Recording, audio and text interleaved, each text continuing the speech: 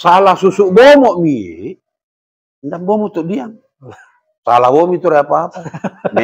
Mi TPW itu 5 tahun. Salah bomo. Ya tuh, Pak Marondon dombongnya di Mapura pemilu 2027 November, kemudian masuk 2025, masuk 2026, 2027. Dia mau persoalan ada Pak Nung Sambandi. Nah, mau pirai-raing. Pak Nung Sambandi. Nggak mungkin diturunkan di tengah jalan. Alah. Makanya inilah salah satu tempat wadah untuk mencerdaskan rakyat masyarakat. Itulah kehadiran Warkop Rakyat. Betul, luar biasa. Oke guys, jumpa lagi dengan saya Sadli Ali. Seperti biasa di akun channel Santri NH. Dan di video saya kali ini sekarang saya sedang berada di Kecamatan Wonomulyo, di Wono, tepatnya di Kediri. Dan di depan saya ini luar biasa sekali guys, karena saya bersama dengan orang yang luar biasa juga. Beliau adalah Kakanda Ustaz Awaluddin. Assalamualaikum Ustaz. Waalaikumsalam warahmatullah. Gimana kabar Ustaz hari ini? Alhamdulillah. Sehat-sehat terus Ustaz ya? Iya. Alhamdulillah. Luar biasa beliau ini di usia yang cukup ya 51. Tetapi bulan ini sudah masuk 52 ya. Iya.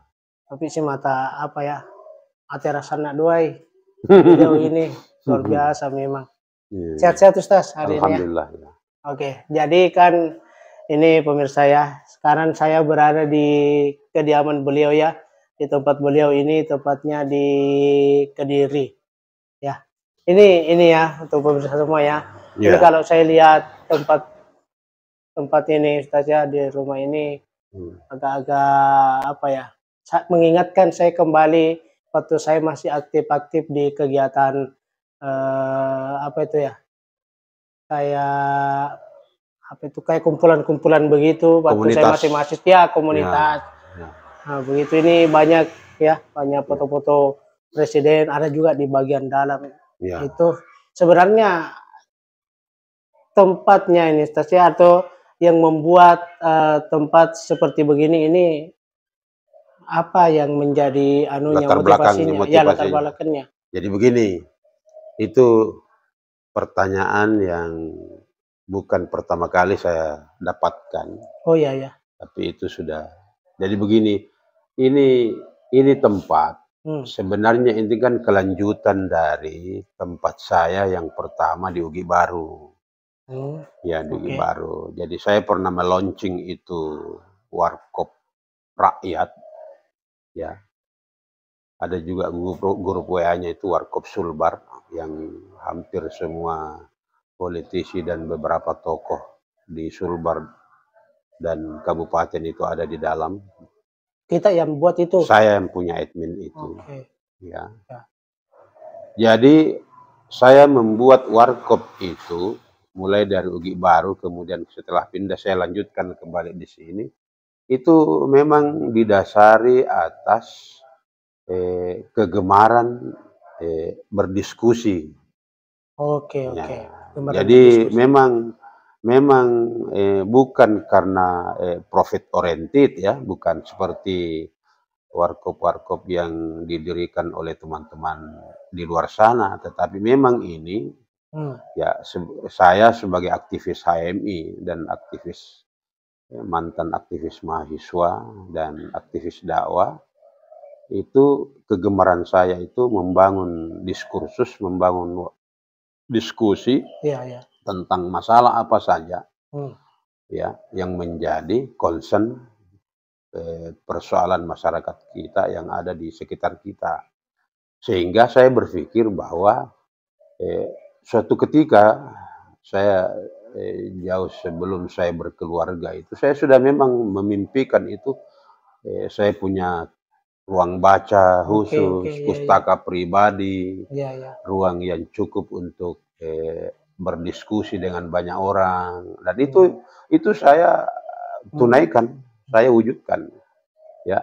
dan hampir selama saya launching ini 2020 sampai sekarang sudah memasuki tahun kelima. Nah ini pernah aktif, nanti 2 tahun terakhir ini tidak aktif.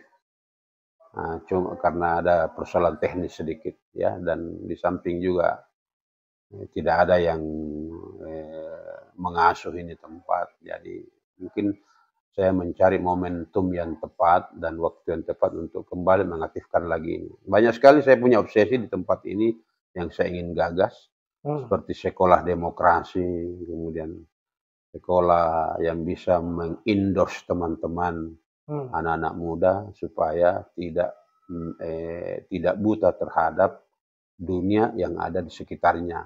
Jadi ya, sebagai mantan aktivis pemberdayaan masyarakat puluhan tahun ya, yang banyak malang melintang di Sulawesi Barat ini, mulai dari Pasangkayu, Mamuju, Polman, Mamasa,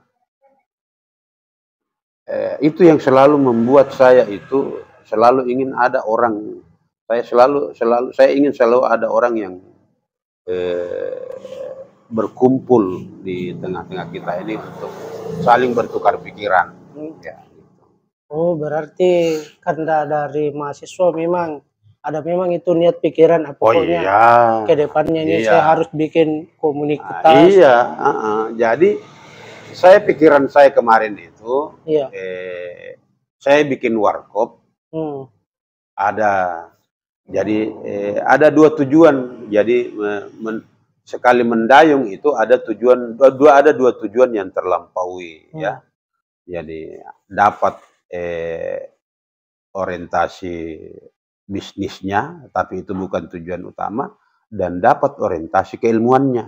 Nah, jadi di tempat saya di Ugi Baru, di tempat ini itu pernah sering dihadiri oleh tokoh-tokoh, para aktivis, para tokoh politik, aktivis pergerakan, mahasiswa, aktivis politik, dan segala macam orang sudah pernah muncul dan hadir di sini untuk kita berdiskusi. Sharing-sharing. Iya. Mulai dari tokoh agama, tokoh pemerintahan, birokrasi. Ya. Jadi kemarin-kemarin itu kami sering mengumpulkan, kami sering mengundang, mendesain sebuah kegiatan, yang mana kegiatan itu menjadi persoalan lagi yang disorot oleh masyarakat, ya kami hadirkan masyarakatnya, kemudian kami hadirkan narasumbernya. Misalnya pernah suatu ketika kita ada persoalan persoalan bansos, ya, persoalan COVID, persoalan pelayanan BPJS, persoalan pelayanan di desa, persoalan yang itu kami hadirkan. Kami hadirkan dari Pemdes, kami hadirkan dari BPJS, kami hadirkan dari Bapeda. Dihadirkan di sini saya narasumber. Kami hadirkan dari Bulog yang menyorot tentang harga terkait dengan hiruk pikuk, persoalan beras, persoalan gabah, harga pupuk. Anggota DPR RI kami hadirkan di sini, senator kami hadirkan di sini. Bahkan Kemenak pernah menjadi narasumber di tempat ini. Wah, iya Pak, iya. Berarti ini apa istilahnya ya? Sebagai boleh dibilang sebagai tempat solusi ya? Oh iya, tapi kan dalam kehidupan kita itu kan tidak selalu ada 2 sisi cara orang memandang. Selalu ada 2 sisi cara orang memandang apa yang terjadi, apa yang kita lakukan. Ya mungkin yang fobia terhadap arus perubahan itu akan menganggap sebagai sesuatu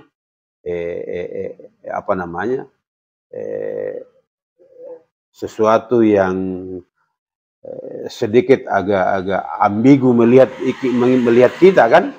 Tapi orang yang merindukan perbaikan, merindukan perubahan, merindukan sesuatu yang jauh lebih baik, itu sambutannya welcome. Ya, welcome. Dan memang kita kelola ini saya manage ini betul-betul berbasis manajerial.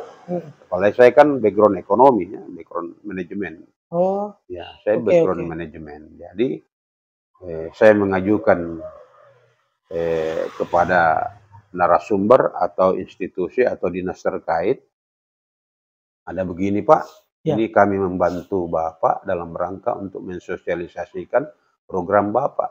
Ya. Persoalan pelayanan rumah sakit pernah kami di sini. Semua pernah. Banyak hal yang kita persoalkan di sini. Pernah juga menjadi posko induk pengaduan terhadap persoalan bansos yang ada di mana sejak COVID kemarin itu pernah sampai Polda pernah datang ke sini untuk meminta data-data terkait dengan investigasi yang kami lakukan terkait adanya kepala-kepala desa yang nakal. Ya. Dan kami tahu betul karena hampir 10 tahun kami berada di tempat itu. Oke. Keren sekali ya, guys ya. Berarti ini tempat Anda apa ya? Bukan hanya khusus sekitaran Wono saja ya, siapapun boleh datang mengadu. Boleh. Misalnya dari Tinambung mungkin di sana tidak ada wadah. Sehingga dia datang ke sini. Tolong bantu kami menyelesaikan permasalahan ini. Jadi begini. Akibat efek daripada apa yang sering kami lakukan beberapa tahun terakhir ya. Itu banyak orang yang mengadu ke kami. Persoalan perceraian, persoalan pelayanan publik, persoalan masyarakat, persoalan pilkades, banyak yang datang, banyak sekali yang kami bukukan ya, di dalam catatan kami itu persoalan-persoalan yang sering diadukan masyarakat itu sampai kami. Karena memang saya tidak lanjuti pada konteks RDP di DPR, ya, dan kami langsung ke sana bilang kita rapat, kita apa namanya, kita desak pihak-pihak yang berkompeten, Pak Det Basari, Pak Dewan, Pak anggota DPR, dan ini tugas kita. Ya, masyarakat sudah memilih Anda dengan seluruh kekuatan yang Anda sudah di backup, Anda dipilih, Anda dicoblos, kemudian tibalah saatnya mereka diurus setelah Anda duduk, kemudian ada persoalan yang terjadi di masyarakat, maka itu harus difasilitasi, diakomodir, didengar. Jangan berburu suara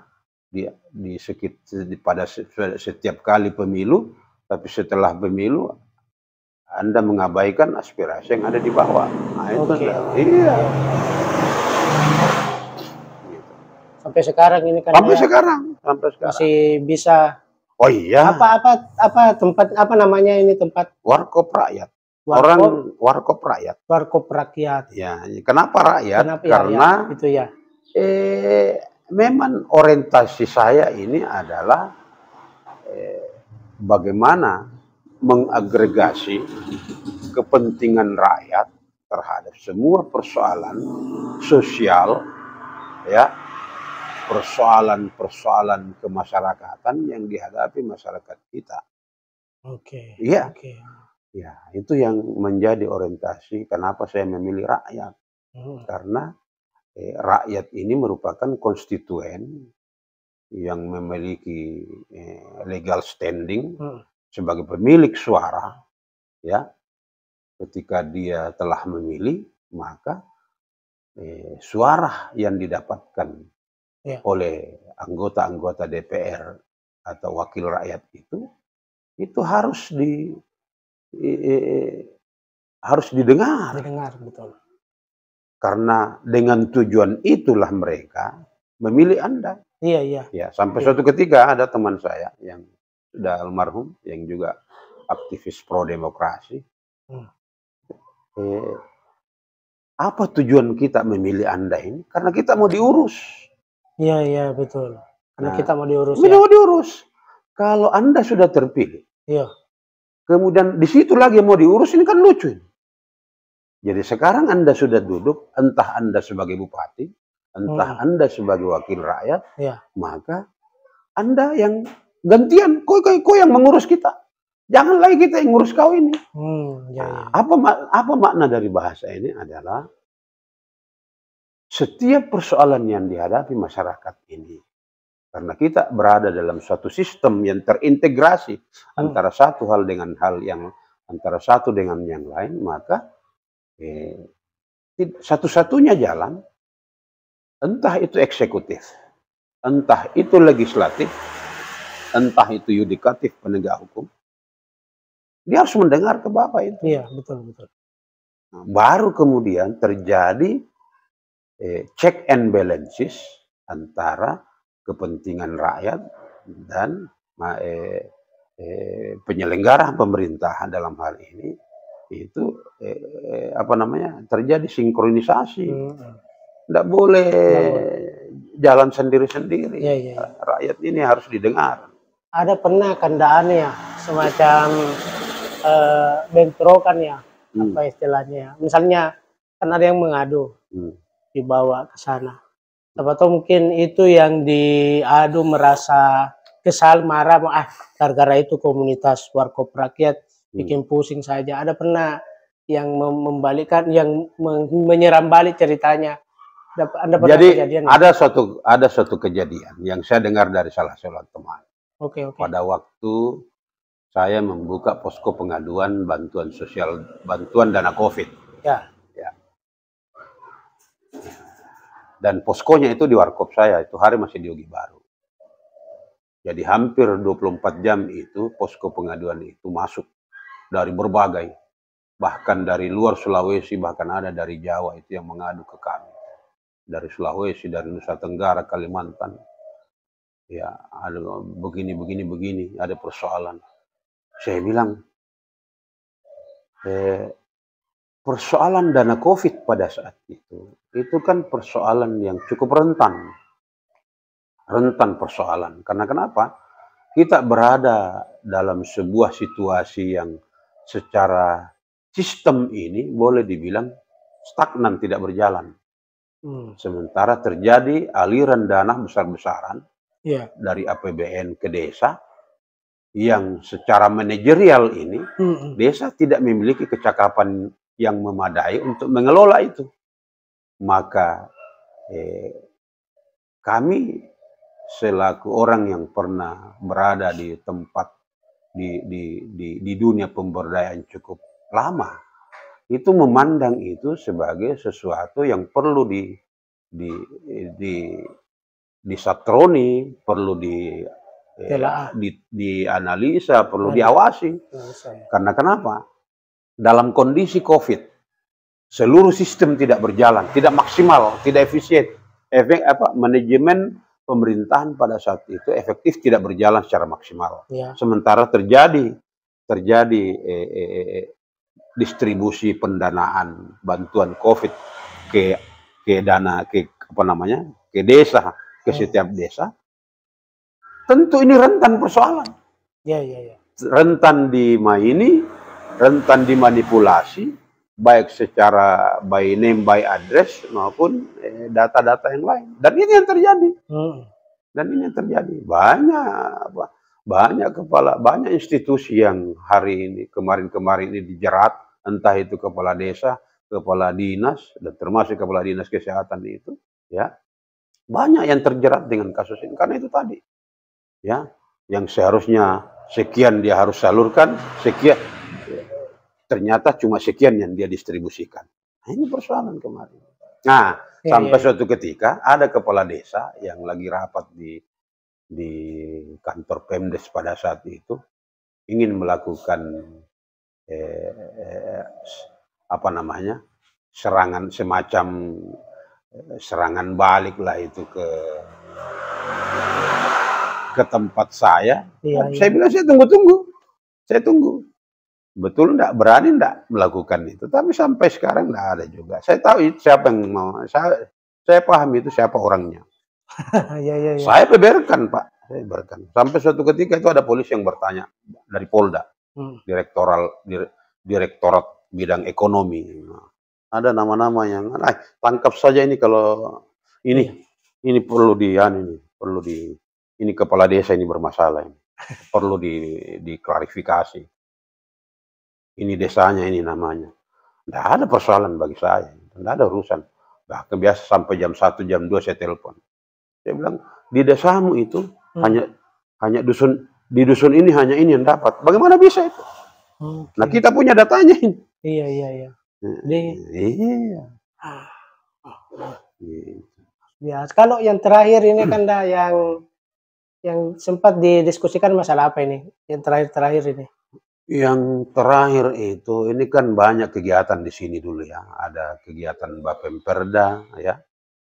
Kegiatan legislasinya DPR Provinsi, Pak Syaril Hamdani. Jadi di sini tempat kumpulnya? Di sini diadakan. Resesnya toh. Iya. Resesnya Pak Rahim juga pernah ada di sini.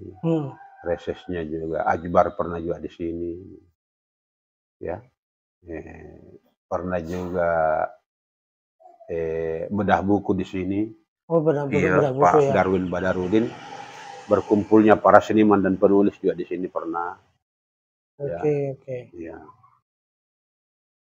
Banyak ya, banyak. Oh iya. Ya.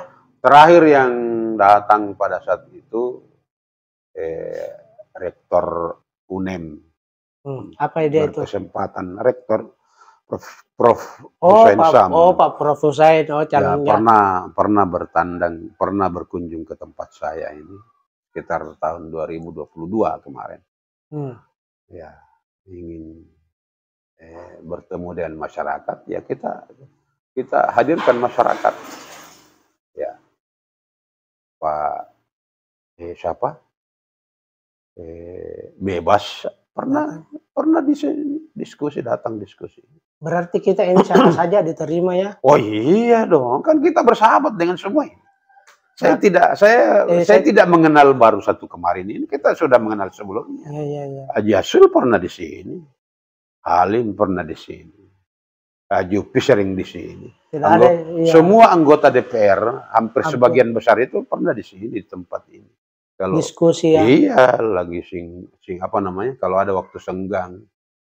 Apalagi waktu di Wibaru kan paling sering karena dia lewat saja. Ini kan disengaja pilih ke sini. Betul.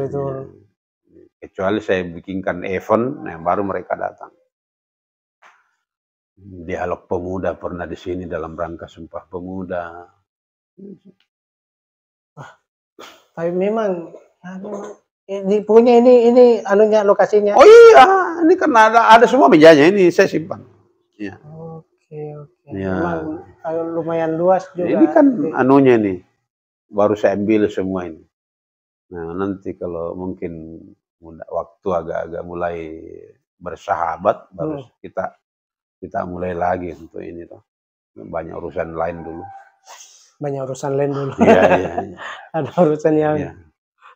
Tapi ini belakangan ini kan tidak ada kalau kayak calon-calon yang mendekati untuk apa istilahnya sosialisasi ya. Kalau ke istilah begitu diterima juga begitu ya. Jadi begini. Itu yang apa namanya? Beda diskusi, beda sosialisasi ya. Begini dulu. Tidak banyak orang calon bupati atau yang dalam konteks pertarungan hari ini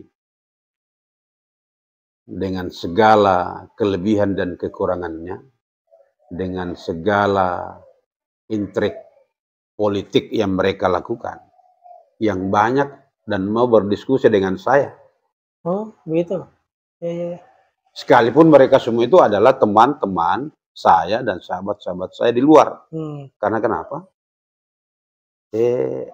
Saya orang tegak lurus.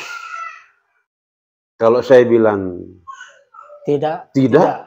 Kalau saya bilang itu sesuatu yang di luar koridor, maka saya katakan itu keliru itu.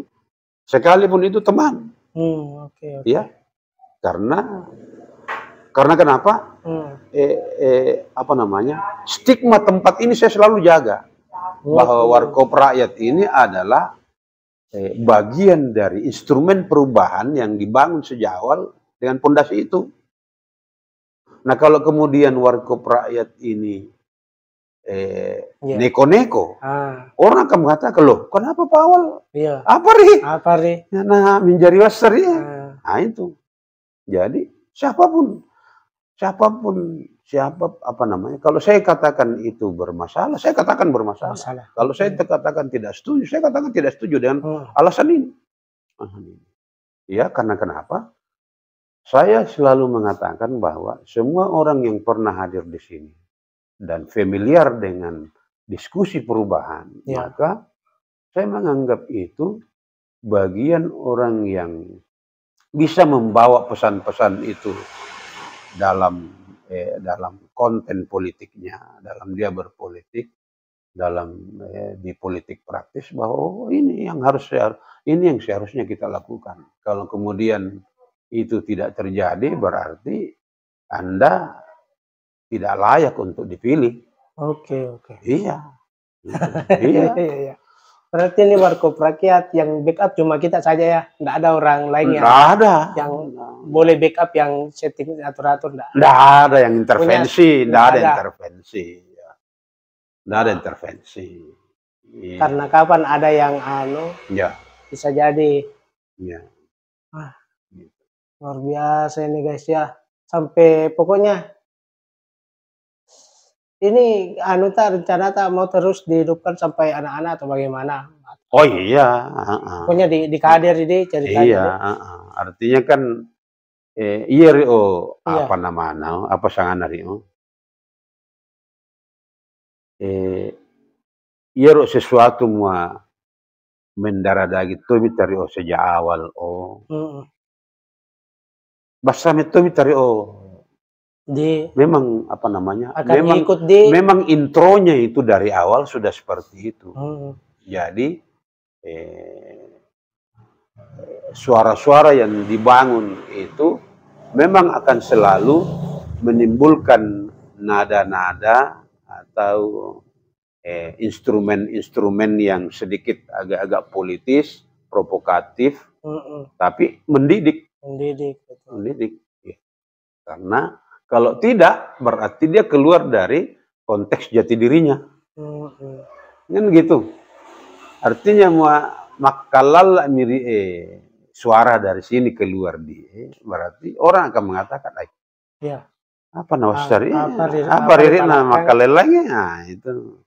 Nah, itu yang selalu stigma itu yang selalu saya jaga. Yang dijaga ya. Dan kakanda saya, Pak Imran Kaljobi itu paham betul. Saya kan sebelum ini sudah lama bersahabat, berteman dengan beliau. Sejak di Pasangkayu dia ke Menak, sejak di Mamasa saya sering bertemu. Dalam apa itu? Dalam bukan sebagai teman. Sebagai teman saja. Kan kebetulan saya pemberdayaan dulu di Pasangkayu. Saya ketemu dia sana kepala dinas, kepala Kandepak ya. Mamuju. Iya, Mamuju Utara. Iya. Pasangkayu, iya. Di banyak diskusi eksponen pejuang Sulbar, saya sering hadir. Ada juga beliau sebagai instrumen utama dalam pemekaran Sulbar. Iya. Dia yang mengurusi juga beliau ya, termasuk di dalamnya. Waduh, Bapak pejuang Sulbar itu. Wah, ini keliru ini kalau enggak berpaham ini. Termasuk mungkin. Anda saya. Cuma kan itu hari kan saya ini bersahabat dengan para eksponen pejuang Sulbar. Karena kebetulan pada saat itu saya staf ahli di DPR Provinsi. Oh iya. Di DPR Provinsi itu, yang ketua komisinya adalah pada saat itu ya 2014, 2015, 2016 itu Pak Rahim. Pak Rahim. Ya, dari Nasdem. Iya. Saya sempat menjadi tenaga ahli di Komisi 4. Nah, Pak Rahim ini kan bagian dari eksponen pejuang Sulbar juga, dari Laskar Tajibarani. Oh. Iya kan, bersama-sama dengan Pak Imran Kaljubi. Nah, tentu dalam diskusi di luar daripada tugas-tugas kedewanan ini, mereka ini, kita banyak berinteraksi di luar. Yang membicarakan tentang masa depan Sulbar, tentang Sulbar seperti apa ke depan, di banyak tempat, ya. Nah, disitulah kita berinteraksi sama Pak Mujirin, Sabri Maulana, ya, Nahar, kemudian Pak Imran Kaljubi, Syahrir, siapa lagi? Teman-teman siapa? Jamil Barambangi, ya kan? Itu orang-orang semua yang biasa berinteraksi kita selama waktu-waktu kami di DPR Provinsi pada saat itu. Dan disitulah saya banyak mengenal para politisi dan para aktivis Sulbar pada saat itu. Sampai sekarang. Dan biasa hadir di tempat ini. Iya. Nggak ada pernah tawari ke Kandanwa. Kenapa nggak maju jadi wakil rakyat? Pernah saya maju. 2019. Ya, caleg apa itu? Nasdem. Nasdem maksudnya apa? Daerah atau provinsi? Daerah.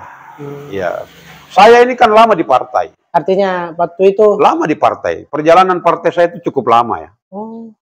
Pernah menjadi sekretaris provinsi Partai Matahari Bangsa. Ya. Matahari Bangsa. Iya. Kemudian pernah menjadi pengurus Partai Nasdem Kabupaten Polman. Kemudian dipindahkan turun ke provinsi menjadi pengurus partai provinsi.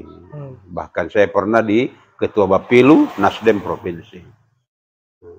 Terakhir saya memegang Ketua Partai Umat Pololi Mandar, tapi saya keluar baru-baru ini, ya, karena tidak apa namanya, tidak lolos juga secara nasional. Ya, tapi bukan persoalan lolos tidak lolos. Jadi kenapa kita ini mencoba masuk di dunia politik praktis kelembagaan partai?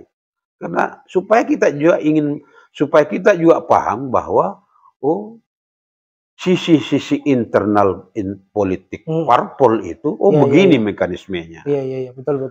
Kemudian kami di DPR terkombinasi pemikiran ini antara kelembagaan partai dengan tugas-tugas politik di DPR itu, begini mekanismenya. Sehingga terbuka cara berpikir kita ini, alam pemikiran kita ini, bahwa pintu perubahan itu tidak ada jalan lain kecuali masuk di pintu politik. Ini yang mestinya masyarakat paham. Jadi tidak boleh orang itu berpikir bahwa politik itu jangan berhubungan dengan politik, nggak boleh. Politik banyak bohongnya, banyak ini. Nggak boleh. Kalau saya menentang itu. Politik itu adalah sebuah sistem yang kita miliki ini dalam rangka untuk melakukan transformasi sosial masyarakat kita dengan dengan agenda-agenda perubahan melalui kebijakan-kebijakan. Nah, yang berbicara di ranah ini parpol. Siapa? Kader-kadernya. Jadi Anda tidak boleh itu fobia terhadap partai politik, tidak boleh fobia terhadap politik. Karena kenapa? Secara tidak langsung, sadar atau tidak, Anda menikmati policy yang dilahirkan oleh kebijakan politik. Iya kan? Kebijakan P3K, kebijakan ASN, kebijakan pegawai negeri, kebijakan apapun di negara ini. Ya, mulai dari bangun tidur sampai 24 jam itu kan secara tidak langsung kita terkoneksi dengan kehidupan politik. Iya. Harga beras ya terkoneksi dengan kebijakan politik. Harga gabah, bensin, pertalite, ikan di pasar. jual beli, itu terkoneksi dengan politik. Jadi kalau ada orang membenci politik, kemudian Anda menikmati hasilnya, itu kan lucu itu. Nah, sekarang persoalan kita adalah bagaimana Anda, ini kan politik ada dua ini ya. Politik ada dua. Political exercise dan political practice. Ya. Jadi setiap individu masyarakat kita ini harus memahami political exercise. Terutama tokoh-tokoh masyarakat, para aktivisnya. Untuk menjadi pembelajaran dan memberikan pemahaman terhadap mereka bahwa, oh begini loh kerja politik. Nah, di suatu hari, kemudian hari, Anda masuk di dunia politik praktis, Anda tidak gamang lagi. Begitu loh. Artinya, segala sesuatu yang ada dalam kehidupan ini, entah itu jahat atau tidak, sesungguhnya itu harus dipahami secara konsep teori. Tinggal apakah kita mau melakukan atau enggak. Kan di situ, supaya kita tahu, oh yang terjadi hari ini kerja politik. Ini kerja intelijen, ini kerja ekonomi, ini kerja apa, ini kerja. Anda harus paham. Nggak boleh kita membenci. Anda mau menjadi kepala desa, harus paham politik. Betul. Iya, kepala desa tuh tapi Anda bisa sama politik, bingung tuh Anda tuh. Kamu apa ini? Berbicara tentang kebijakan anggaran, keuangan, itu politik loh. Oh iya, Anda boleh tidak. Ya. Karena kita berada di suatu sistem demokrasi yang dimana kita memiliki lembaga kita ini kan berada dalam sistem tata negaraan yang sistematis ya. Ada yudikatif, ada legislatif, ada eksekutif. Ya, harus paham tugas-tugas itu supaya kita tahu pada batasan mana kita punya hak dan kewajiban sebagai warga negara. Gitu. Ya. Iya. Kalau kan ini kan baru selesai pemilihan wakil rakyat ya, legislatif ya. Kan sempat juga masuk di terjun dunia politik 2019. Ya. Berarti kita tahu cara politiknya orang-orang yang saat itu di dalam. Terus untuk yang sekarang ini, yang tahun 2024 ini, kalau boleh apa yang menjadi mungkin masukan kita, wawasan kita, atau harapan kita supaya Sulbar ini betul-betul bisa sejahtera ini dari orang-orang menyadari memberikan. Jadi kalau kita bicara dalam konteks hari ini siapa yang bertarung hari ini, ya ini kan bukan orang-orang lama. Ya betul. Bukan orang-orang baru. Bukan orang-orang baru. Orang-orang yang lama, ya. Baik pada kontestasi pilgub, pemilihan bupati, maupun pada kontestasi pilgub. Ya. Sordi Duka 2 kali menjadi bupati. Ya, Bupati Mamuju ya. Bupati Mamuju. ABM 2 kali menjadi bupati, 2 periode menjadi bupati. Betul. AM juga 2 kali menjadi bupati. Ya. Yang secara kita paham ini. Kita mengikuti. Ya, kita melakukan tracking terhadap jejak pemerintahannya selama 10 tahun. Ya, dilanjutkan lagi anaknya di Mamuju, kemudian ABM ditinggalkan, kemudian maju di Sulbar, kemudian AIM tinggal saudaranya juga, Andi Ibrahim tinggal jadi bupati lagi. Kan kita paham. Kita paham apa yang sudah dilakukan, ya, sehingga menurut saya masyarakat Sulbar ini harus mendapatkan menu yang berbeda terhadap gubernur yang akan datang. Karena kita sudah paham ini, maka kita butuh orang yang memiliki, yang kita meyakini memiliki lompatan besar bagaimana membangun Sulbar ini dengan lebih baik. dari yang sudah-sudah. Jadi situ ukurannya. Oke. Ya, itu ukurannya begitu. Dalam konteks bupati, ya, bupati juga seperti itu. Istilahnya begini, saya mau sampaikan ini. Ya, ada satu ayat itu di dalam Al-Quran. Ya. Hal yastawil ladzina ya'lamun wal ladzina la yu'lamun.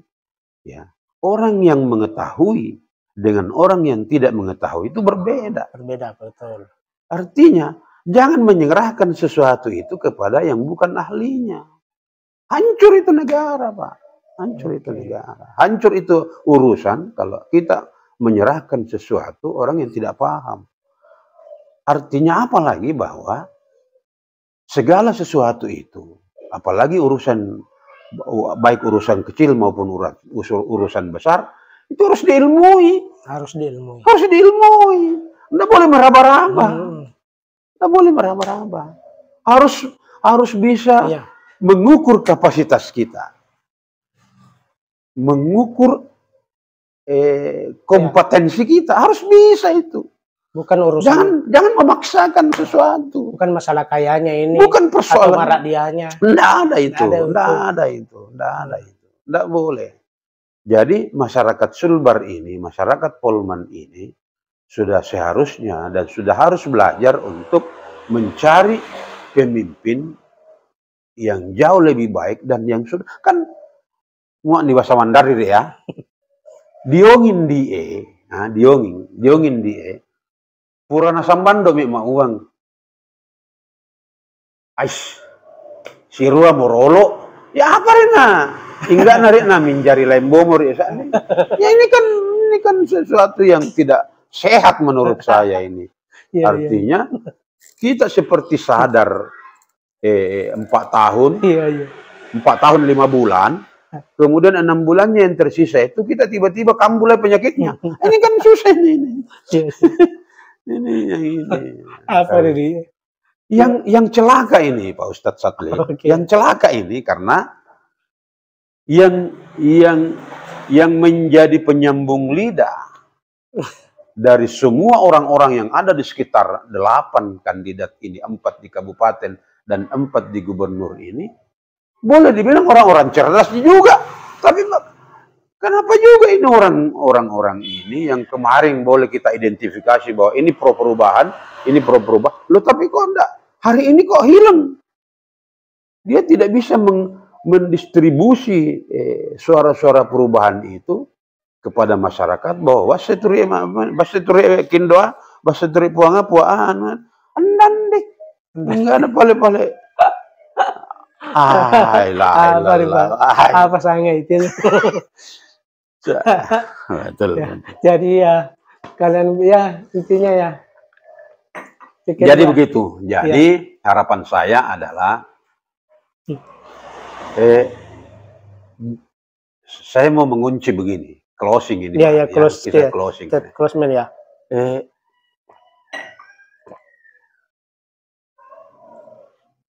Kita ini mestinya paham bahwa pernah kita melakukan kritik. Dan itu kita dengar. Bunyinya kita dengar. Intonasinya kita dengar. Narasinya kita dengar. Bahwa sudah saatnya kita ini melakukan perubahan. Tidak boleh lagi jatuh di lubang yang sama. Karena kenapa? Karena cuma pilkada atau pilgub ini mekanisme yang disiapkan oleh negara untuk melakukan sirkulasi pergantian kepemimpinan. Di luar itu tidak ada. Kalau lewat lagi nih 27 November ini salah susuk bomo mi, ndak bomo tuh diam. Salah bomo itu apa-apa. Mi TPW itu 5 tahun. Salah bomo itu apa? Ya tuh, Pak Marondon dombong di Mapura pemilu 2027 November, kemudian masuk 2025, masuk 2026, 2027. Dia bomo persoalan ada Pak Nung Sambandi. Nggak mau pirai-raing. Pak Nung Sambandi. Nggak mungkin diturunkan di tengah jalan. Alah, Makanya inilah salah satu tempat wadah untuk mencerdaskan rakyat masyarakat.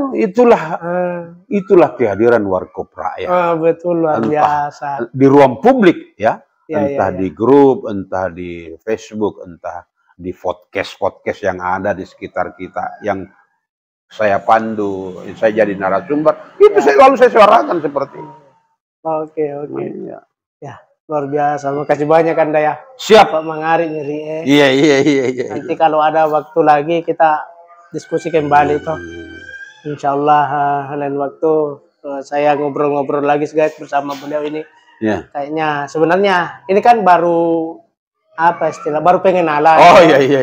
Nah, belum masuk. Ya. Oke, makasih banyak waktunya pada kesempatan ini.